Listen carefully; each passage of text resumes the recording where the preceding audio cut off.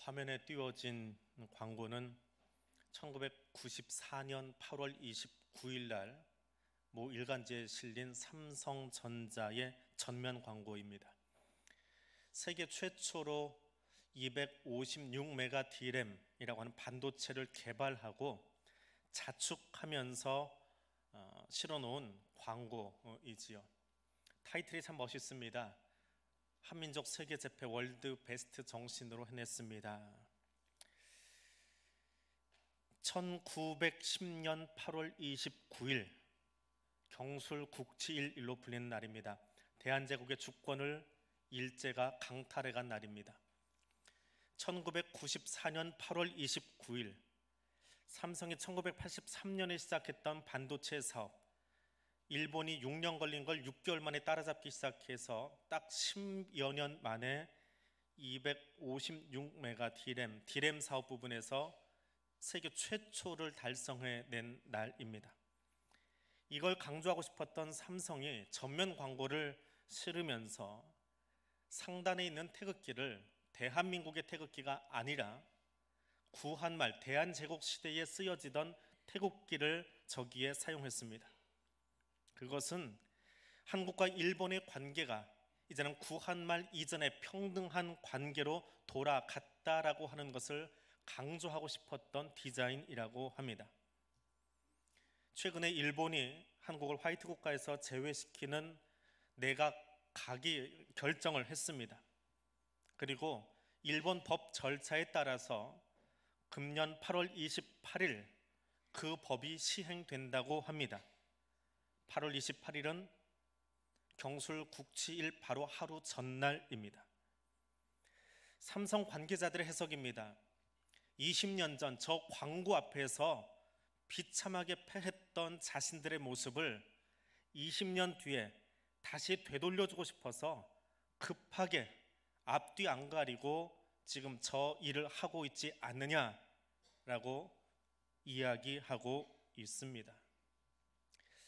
나라적으로는 어렵다라고 하지만 삼성 입장에서는 그냥 좀 웃고 있는, 그리고 저 광고가 이미 한 달여 전부터 다시 해석되는 것을 최근에서야 일반 신문들이 재생산해내고 똑같이 베껴내고 있는 그런 형국이 되고 있습니다. 역사는 관점이 중요합니다. 지금 일본과 한국의 관계를 현재만 바라보는 것이 아니라 8월 29일이라고 하는 날짜로 재해석하고 있는 사람들처럼 말입니다. 믿음도 마찬가지입니다. 믿음을 어떤 관점에서 바라보느냐라고 하는 것은 매우 중요한 일이 아닐 수 없습니다. 존 고든이라고 하는 사람이 쓴 인생 단어라고 하는 책이 있는데 그 책에 나오는 한 구절입니다. 두려움은 부정적인 미래이고 믿음은 긍정적인 미래다. 미래는 아무도 아직 경험해보지 못한 시간입니다.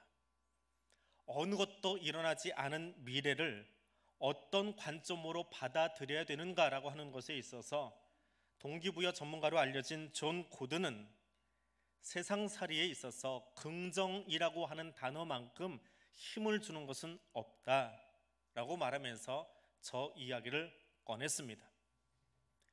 세상살이에서 긍정이라고 하는 단어가 저 정도의 힘을 가지고 있다고 한다면 영적 세계에서 믿음이라고 하는 단어, 믿음의 실체가 주는 능력은 어느 정도일까요? 오늘 시편 121편은 저자가 누구인지, 성경 기자가 누구인지 잘 알려지지 않은 시편 가운데 하나입니다. 바벨론 포로를 마치고 고국으로 돌아가는 과정 속에서 지어진 시라고 알려져 있기도 하고, 혹은 일반적으로 순례자들이 예루살렘 성전을 향해서 걸어가던 길에 하나님의 은혜를 감사하며 부른 시라고도 합니다. 저작 연대나 저작자가 누구인지는 잘 알려져 있지 않지만 그 1절은 너무나 유명해서 찬송가로, CCM으로, 성가곡으로 계속해서 불려지고 있는 시편이지요. 내가 산을 향하여 눈을 들어 올릴 것이다. 이것이 본문을 직역한 내용입니다. 시인이 눈을 들어 올리는 이유, 땅바닥을 보고 있던 눈을 들어 올리는 이유는 무엇입니까? 무엇을 보기 위해서 눈을 들어 올렸습니까? 본문을 해석하는 좀 부정적인 신학자들은 이렇게 이야기합니다. 예루살렘을 둘러싸고 있는 수많은 작고 큰 산들, 그 산들에는 이방신에게 절하기 위해서 세워진 산당들이 있는데 그 수많은 산들 중에 하나님을 노래하는 시온산이 어디냐라는 목소리로 이 1절을 노래했다라고 말합니다. 그런데 대부분의 신학자는 하나님의 피조물로서의 산을 바라보면서 저 산도, 저 계곡도, 저 골짜기도 하나님이 만드셨습니다. 창조주 하나님을 바라보며 나의 눈을 들고 있습니다 라고 하는 감사의 노래라고 말합니다.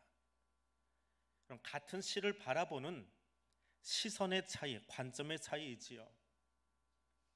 내 눈은 무엇을 보기 위해서, 내 신앙은 무엇을 보기 위해서 들고 있습니까? 오늘 나는 무엇 하기 위해서 오늘 이 자리에 예배자로 앉아 있습니까? 시인이 하나님 만드신 자연 세계를 바라보면서 그 눈을 하나님께로 고정했던 것처럼 이 시간 예배 중에 여러분의 눈은 하나님께로 고정되어 있으십니까? 힘들고 어려울 때는 누구나 시키지 않아도 기도의 자리로 나아갑니다. 불확실한 미래 때문에, 불안한 미래 때문에 두려움이 가득 찬 시간으로 인해서 기도의 자리로 나아갑니다. 그리고 눈물을 흘리면서 처절하게 기도합니다. 혹 잘못한 것이 있으면 하나님 앞에 그렇게 말하지요. 다시는 그렇게 살지 않겠습니다. 그리고 종국에는 서원의 기도까지 합니다. 되든지 말든지, 기도 들어주시든지 말든지, 병 낫든지 말든지, 길이 열리든지 말든지 그렇게 기도하는 사람 없습니다.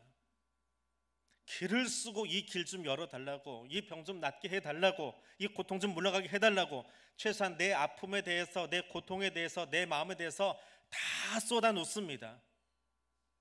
마지막에 그러나 내 뜻대로 마옵시고 아버지의 뜻대로 하옵소서, 예수님 기도를 흉내낼지언정 탄식과 탄원의 기도 소리에는 내 속마음을 다 쏟아내 놓습니다.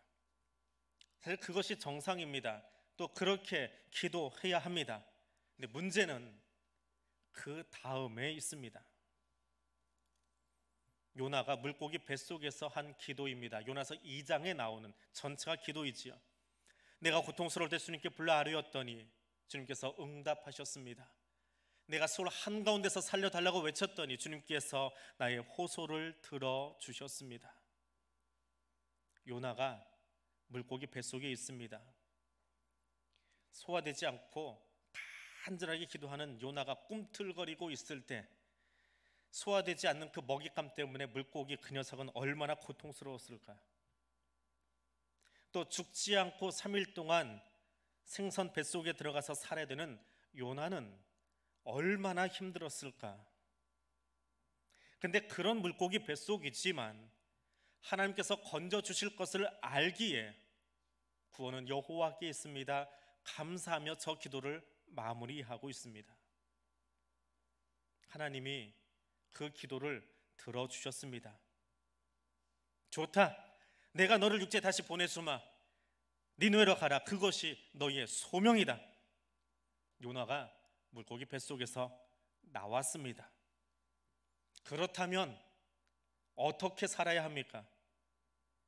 물고기 뱃속에서 신앙이 그만큼 깊어지고 처절하게 기도해서 하나님의 그 기도를 들어주셨다면 물고기 입 밖으로 쏟아내짐 받은 후에는 보다 넓은 눈으로 세상을 바라보고 니느웨를 품으러 달려갈 수 있어야 합니다. 고난은 신앙의 유익으로 연결되어야 합니다. 고난의 추억거리가 되어지고 고난이 고난으로만 끝나버리면 아무런 유익이 없습니다. 요나는 어땠습니까?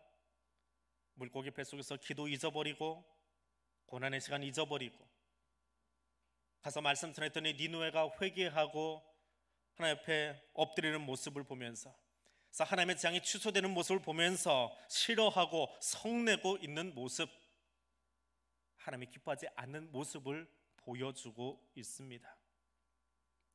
하나님의 뜻은 물고기 뱃속에서나 밖에서나 동일합니다. 물고기 뱃속에서 살려달라고 간절하게 기도했던 요나의 신앙이라고 한다면, 물고기가 토해낸 뒤에는 더 크게 더 열심히 하나님 붙잡고 그의 뜻대로 말씀 전하면서 니느웨로 갔어야 합니다. 하나님은 우리의 눈이 고난 중에도 어려움 중에도, 그리고 그 문제가 다 해결된 뒤에 형통할 때에도 동일하게 하나님께 고정되기를 원하십니다. 그것이 믿음입니다. 고난 중에 살려달라고 기도하는 것, 그 잘하는 것 아닙니다. 그건 누구나 할 수 있습니다. 그러나 형통해서 하나님 없어도 될 것처럼 편안해서 아무 일 없어도 될 것 같은 그 시간에도 동일하게 하나님 부여잡고 하나님 뜻대로 사는 것, 그것이 진짜 믿음입니다. 하나님의 산을 바라보는 눈은 고통 중에만 바라보는 것이 아니라 너무 편안할 때에, 하나님은 우리의 주변에 안위함을 주실 때에 그때도 동일하게 하나님의 산을 바라보며 기도할 수 있어야 합니다. 하나님이 내게 원하시는 삶의 모습은 어떤 것일까요?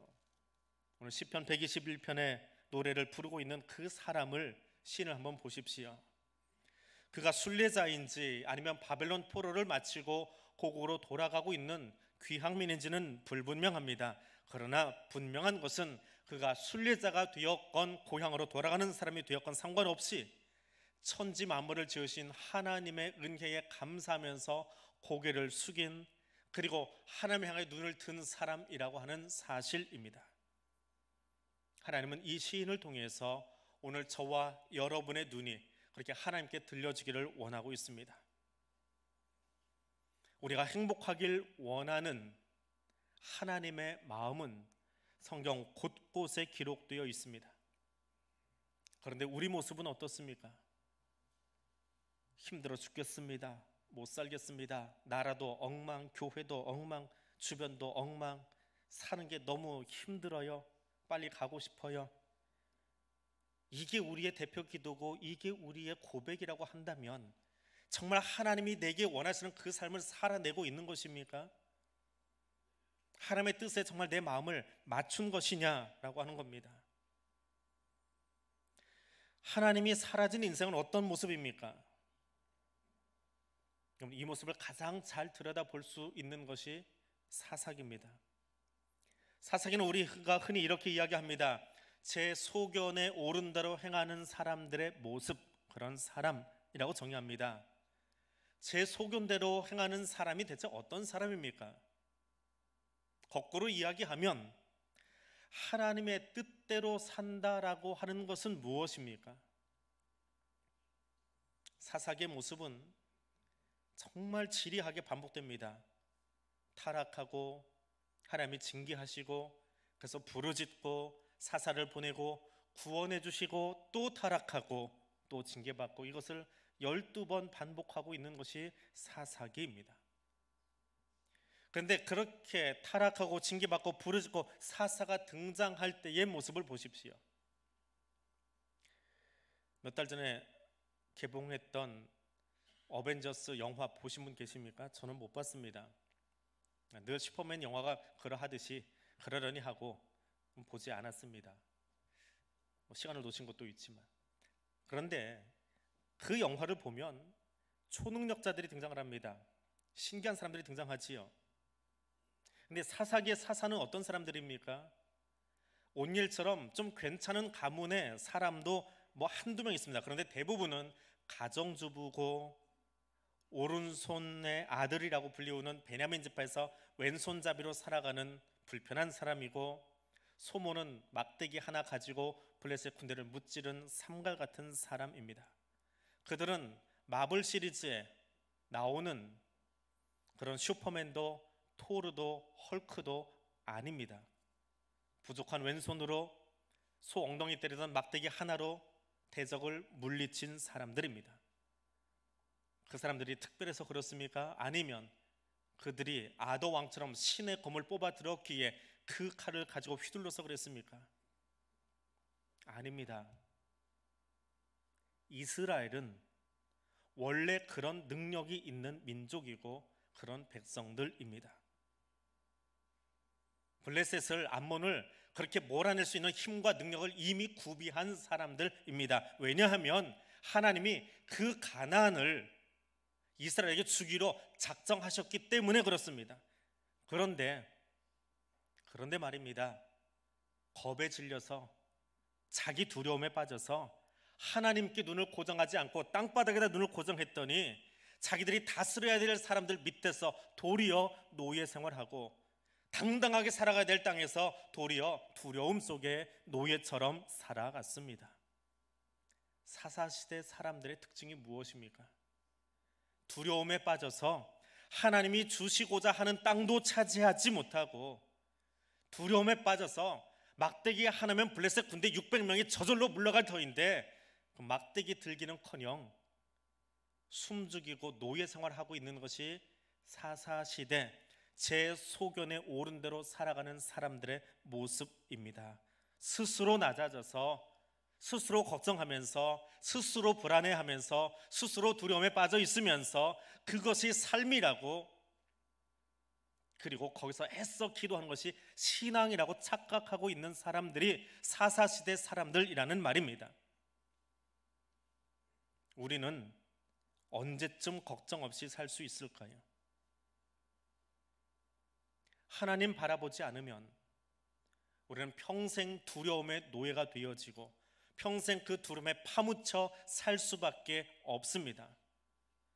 보라, 내가 세상을 이기었노라 주님 말씀하셨음에도 불구하고 이기기는커녕 승리의 찬송을 부르기는커녕 패배자처럼 살아갈 수밖에 없습니다. 하나님을 바라보는 것, 하나님을 향해서 내 눈을 들어 올리는 것, 그것이 믿음입니다. 믿음의 눈을 들어 주를 바라볼 때 우리는 두려움에서, 절망에서, 낙심에서 일어날 수 있습니다. 말씀을 마무리하려고 합니다. 시편 기자는 하나님께서 만드신 피조세계를 바라보면서, 그 산들을 바라보면서 하나님을 발견합니다. 절망의 땅바닥이 아니라, 두려움의 바닥이 아니라 이 모든 것을 지으신 하나님을 바라보며 그분에게로 자기의 눈을 들어 올립니다. 그리고 하나님께서 나를, 순례자의 인생을, 혹은 곡으로 돌아가오는 그 인생을 영원히 지켜주실 것이라고, 또 지켜주실 것이라고, 지금부터 영원까지 지켜주신다고 감사하며 노래하고 있습니다. 그것이 믿음이라고 가르치고 있는 것이 121편입니다. 그런데 더 중요한 것이 있습니다. 우리 관점을 바꾸는 것입니다. 모든 상황과 모든 형편 가운데서 겨자씨만한 믿음 가지고도 내 고개를 들어서 하나님을 바라볼 수 있는 믿음을 낼 수 있는 줄 알았는데, 시선을 바꾸어서 보니까 하나님은 내가 고개를 들어 하나님께 눈 맞추기 전에 이미 나를 보고 계셨습니다. 나와 눈 맞추고 싶으셔서 이미 나를 보고 계셨습니다. 시선을 바꾸어서 121편 1절의 말씀을 묵상해 보십시오. 내가 믿음을 가지고 눈을 들어 하나님을 바라보았더니 주님은 이미 창세전부터 나와 눈 맞추고 싶으셔서 나를 바라보고 계셨습니다. 나 너 보고 싶었다. 나 너와 눈 맞추고 싶었다. 난 너를 지켜주고 내게 원한 생명을 주고 싶었다. 이제 얼굴 들었구나. 고맙다. 행복하다. 너와 함께 하자라고 부르는 노래가 121편 1절의 찬송입니다. 내가 눈을 들어 산을 보니 그분은 오래전부터 이미 나를 보고 계셨습니다. 기도하겠습니다. 전능하신 하나님, 나의 눈을 들어 모든 것을 창조하신 하나님을 보려고 합니다. 두려움과 낙심의 노예가 되지 아니하며 하나님 안에서 행복하기를 원하시는 하나님, 행복한 순례자가 되기 원하여 하나님께로 내 눈을 들려 합니다. 그런데 하나님은 이미 창세 전부터 나를 보고 계셨습니다. 내가 고개를 들기 전부터, 내가 힘을 내어 주를 보기 전부터 주님은 나의 시선을 기다리고 계셨습니다. 내 믿음의 고백을 기다리고 계셨습니다. 오늘 그 주님의 시선을 깨닫습니다. 산을 바라보는 시인의 시선보다 먼저 바라보고 계시는 하나님이 계시기에 감사합니다. 그 감사와 감격으로 오늘을 살겠습니다. 예수님 이름으로 기도드립니다. 아멘. 이 찬송